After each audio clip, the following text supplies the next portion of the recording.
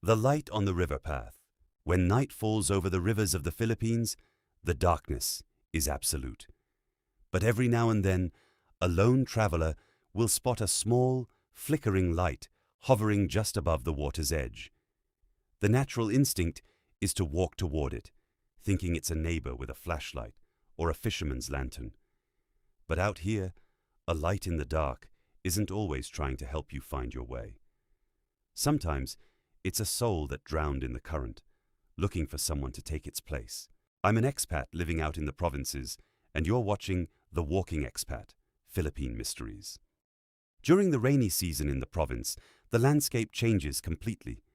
The rivers swell, the air turns cool and thick with fog, and the paths between the villages become muddy and treacherous. For an expat, a simple walk home from a neighbor's house at dusk requires a good flashlight and a lot of concentration. But there are forces out here that can trick even the sharpest eyes.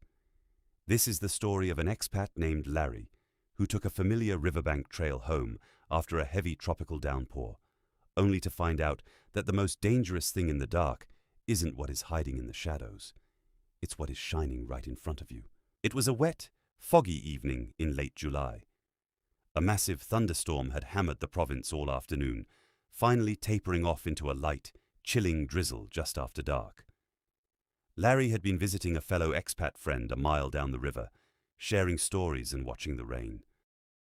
Against his friend's advice to stay the night, Larry decided to head home, confident he knew the riverbank path like the back of his hand. He switched on his high-powered tactical flashlight and stepped out onto the muddy trail. The river was roaring to his left, bloated and brown from the mountain runoff. The thick mist coming off the water made it hard to see more than a few feet ahead. About halfway through his trek, just as he rounded a sharp bend dominated by a massive old talisay tree, Larry noticed something strange. A soft orange glow was bobbing gently through the fog up ahead, about 30 yards down the path. It didn't flicker like a modern LED light. It burned with a warm, pulsing intensity, like a miniature campfire floating in midair. Thinking it was a local farmer checking on his water buffalo or a fisherman checking his lines, Larry called out into the mist. "Hello there. Heavy rain tonight, huh?" There was no reply. The orange light simply hovered for a moment and then began to float slowly away from him, deeper into the thick brush along the river's edge. Larry accelerated his pace, hoping to catch up and walk the rest of the way with a guide. But the moment he focused his eyes on the glowing sphere, a bizarre sensation washed over him.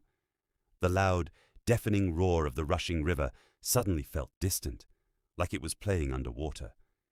His mind grew incredibly foggy, and a strange, comforting warmth filled his chest.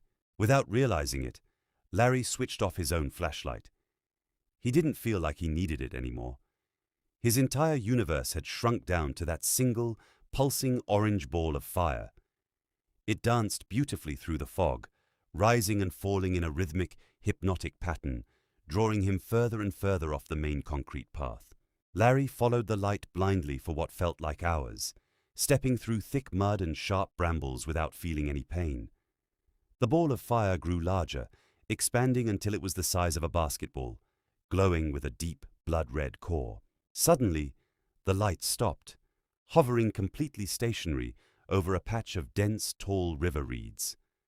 A soft, whispering voice, sounding like a chorus of distant sighs, seemed to echo directly inside Larry's head, telling him to take just one more step forward into the warmth. Larry lifted his foot, completely ready to step into the reeds. But as he did, his boot slipped on a patch of loose, crumbling soil. He lost his balance and fell heavily backward onto his hands. The sharp shock of hitting the hard ground broke the trance. Larry gasped, his mind instantly clearing. He scrambled to find his flashlight, flicked it on, and shone the beam directly ahead. He broke out into a cold, terrifying sweat. There was no path. His feet were dangling over a sheer, eroded mud cliff. Just 3 inches from his boots, the swollen, violent river was churning furiously, creating a deadly whirlpool right below him. If he had taken that next step, he would have plunged directly into the raging current and been swept away in seconds. Larry looked back up at the mysterious light. Now that the hypnotic trance was broken, the sphere of fire looked completely different. It wasn't warm or comforting. It was the erratic, crackling ball of energy. As Larry watched, a tragic, distorted human face briefly formed within the flames, staring down at him with empty, sorrowful eyes. With a sharp hiss that sounded like hot metal hitting ice, the red sphere dived straight down into the middle of the raging river, vanishing instantly into the black water. Larry crawled backward on his hands and knees until he found the main concrete path, sprinting the rest of the way home with his flashlight tightly gripped in his shaking hand. He later learned from the village elders that a young fisherman had swept over that exact bend and drowned during a typhoon 3 years prior. Expat life teaches you that the tropical nights hold a beauty that can be incredibly deceptive. Larry still takes his evening walks along the river, but he always keeps his eyes locked firmly on the concrete beneath his feet. Because out here in the provinces, if you follow a strange light in the dark, you might just find out that the soul looking for a way out of the water is actually looking for you.